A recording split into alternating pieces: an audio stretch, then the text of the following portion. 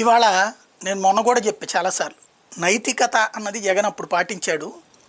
2 చోట్లనప్పుడు 75 మున్సిపాలిటీలకు జరిగినటువంటి ఎన్నికలలో 10 కార్పొరేషన్లు 10 వైసీపీనే గెలుచుకుంది. జిల్లా పరిషత్తులు వైసీపీనే గెలుచుకుంది. మున్సిపాలిటీల్లో కూడా 73 గెలుచుకుంది. 2 చోట్ల ఓడిపోయింది. ఆ ఓడిపోయిన దాంట్లో తాడిపత్రి ఒకటి 16 సీట్లు 16 ఓట్లు వైసీపీకి, 18 తెలుగుదేశానికి వచ్చినాయి. యాక్చువల్గా ఇవాటి సిచ్యువేషన్ ప్రకారం అయితే కనుక అసలు సమస్య లేదు, లాగేసుకోవడమే అట్లుంది.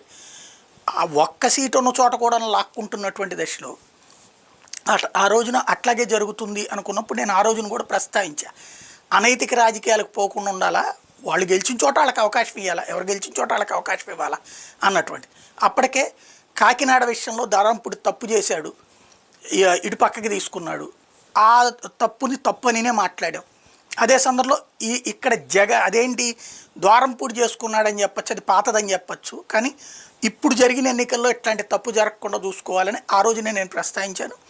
అదే సందర్భంలో జగన్ కూడా ఆ రోజున చేయనీయాల. అట్లా వాళ్ళని గెలిపించినప్పుడు వాళ్ళనే చేయనీయండి మున్సిపాలిటీ.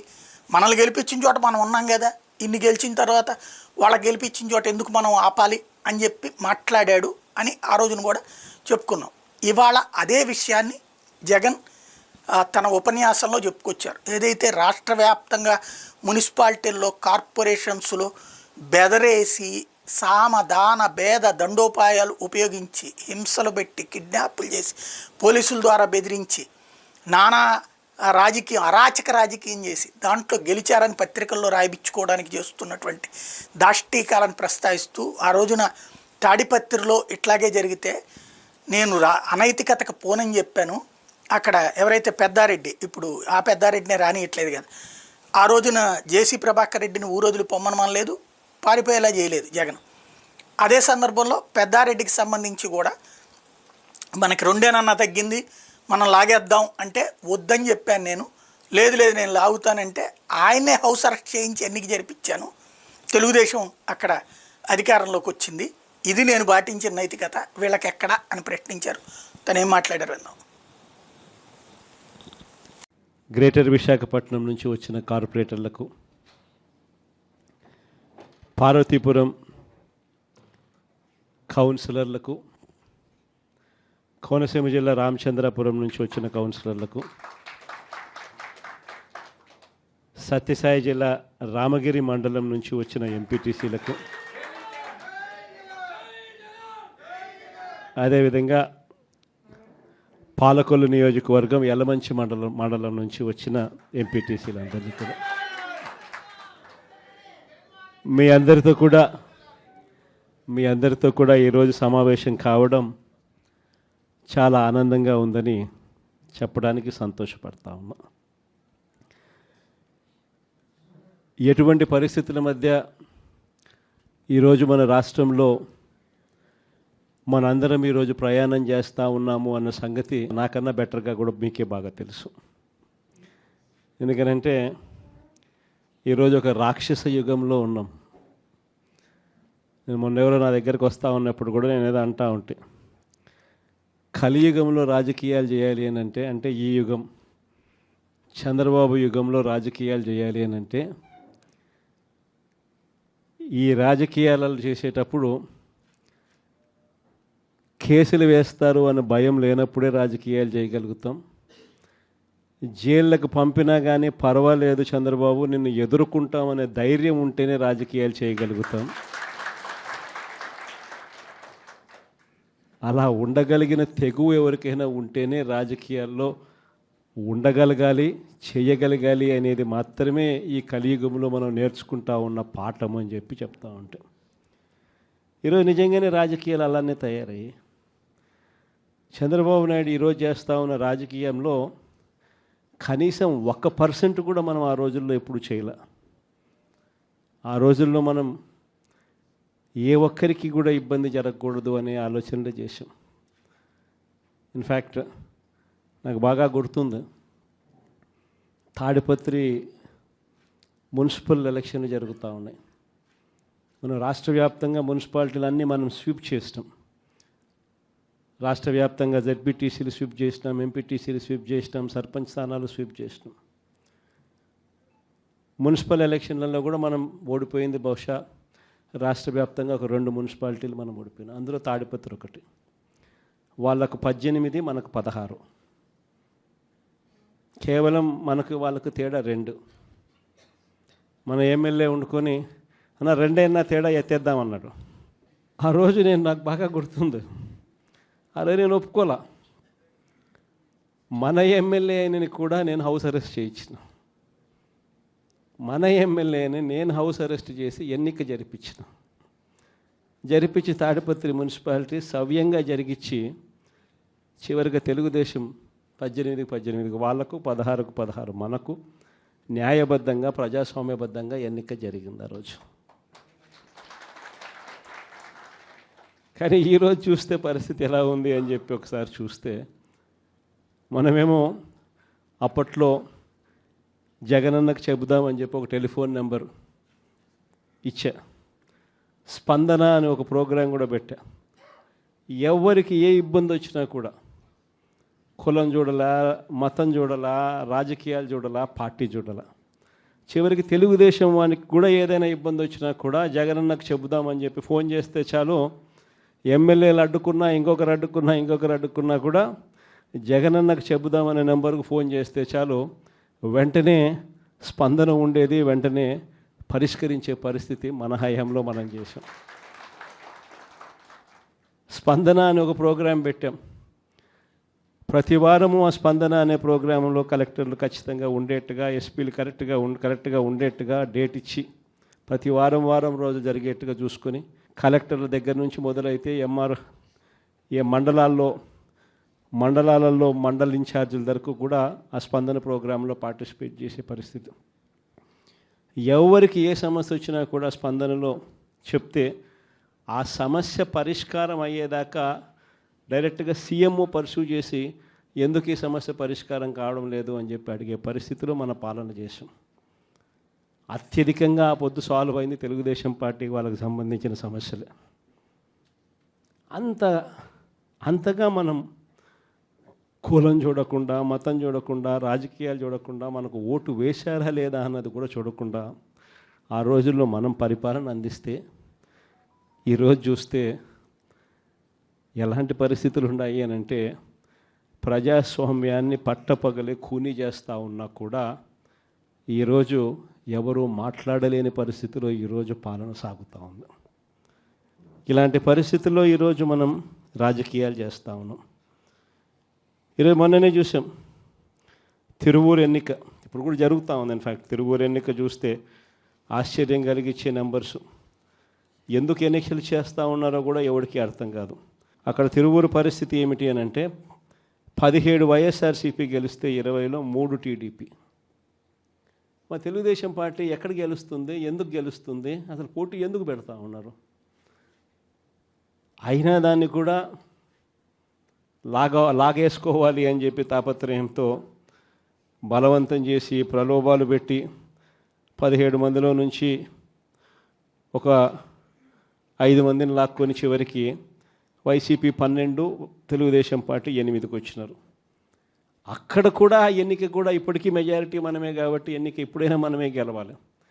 ఆ ఎన్నిక కూడా జరగకోకుండా ఏకంగా పోలీసుల ఆధ్వర్యంలో ఎన్నిక ఆపుతూ ఉన్నారు.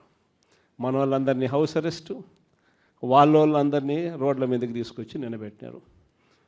ఈరోజు హౌస్ మోషన్, కోర్టులో హౌస్ మోషన్ ఈరోజు మనం మూవ్ చేసి ఈరోజు ఆ ఎన్నికకి సంబంధించి ప్రొటెక్షన్ ఇచ్చి పోలీసు వాళ్ళని తీసుకొని పోయి ఎన్నిక జరిపించమని చెప్పి కోర్టులు చెప్తే ఆ ఎన్నిక జరుగుతుందో జరగదో కూడా ఇంకా తెలియదు.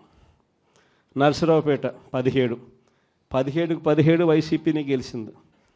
ఈరోజు వైసీపీ 13, తెలుగుదేశం పార్టీ ఈరోజు 3, ఒకరు చనిపోయినారు. సో ముగ్గురే ఉన్నప్పుడు, ఇప్పటికీ మనకి మెజారిటీ ఉన్నప్పుడు తెలుగుదేశం పార్టీ ఏ రకంగా గెలుస్తుంది?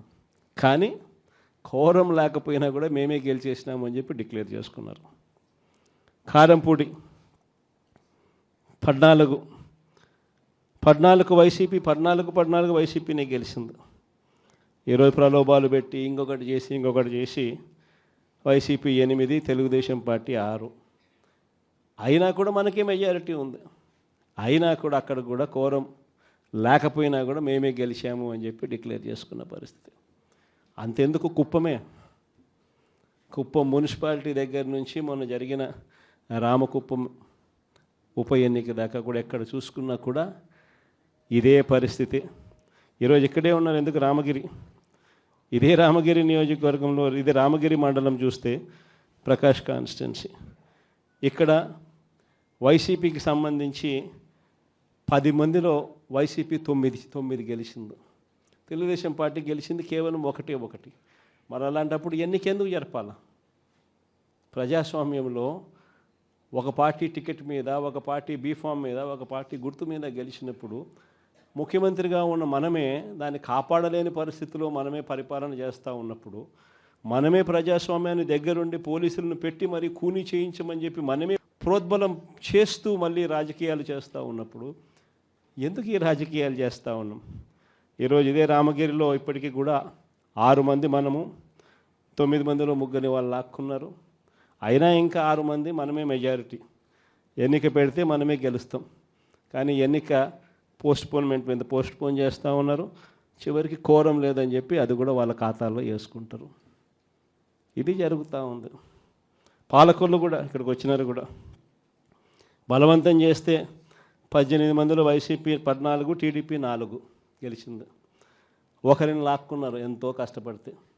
మిగతా వాళ్ళందరూ గట్టిగానే ఉన్నారు. అక్కడ కూడా ఇంకా చేయగలిగింది ఏమీ లేక వదిలేసినట్టున్నారు. ప్రజాస్వామ్యం కూనీ అయిపోయిన పరిస్థితుల మధ్య ఈరోజు మనం అంతా కూడా ఈరోజు ఏకమవుతా ఉన్నాం. మామూలుగా ప్రతి ప్రభుత్వానికి కూడా ఒక సంవత్సరం పరిపాలన చేస్తే ప్రభుత్వ వ్యతిరేక ఓటు అనేది అంతో ఇంతో ఉంటుంది. అది మామూలుగా సంవత్సరం పరిపాలన చేసిన పార్టీకి ఈ లెవెల్లో మామూలుగా ఎక్కడైనా ఉంటే, చంద్రబాబు నాయుడు గారి పరిపాలన చేస్తామని తెలుగుదేశం పార్టీకి మాత్రం ఈ సంవత్సర కాలంలోనే ఇక్కడ ఉంది. ప్రభుత్వ వ్యతిరేక ఓటు అనేది ప్రజలు కూడా ఏ స్థాయిలో చంద్రబాబు నాయుడిని ద్వేషించుకుంటా ఉన్న పరిస్థితి ఉంది అని అంటే, ఆ ద్వేషం ఈ స్థాయిలోకి ఇప్పటికే సంవత్సరం కాలంలోనే వచ్చింది. గ్రామాలలో మొట్టమొదట కనపడేది ఏమిటి? ఈ స్థాయి నుంచి పిల్లలు మొదలు పెడతారు. ఈ స్థాయి నుంచి పిల్లలు మొదలు పెడతారు. చంద్రబాబు నాయుడిని ప్రశ్నించడం, చంద్రబాబు నాయుడు గారి కార్యకర్తలను ప్రశ్నించడం, చంద్రబాబు గారి నాయకులను ప్రశ్నించడం, ఈ స్థాయి నుంచి చిన్నపిల్లలు సైతం మొదలు పెడతారు.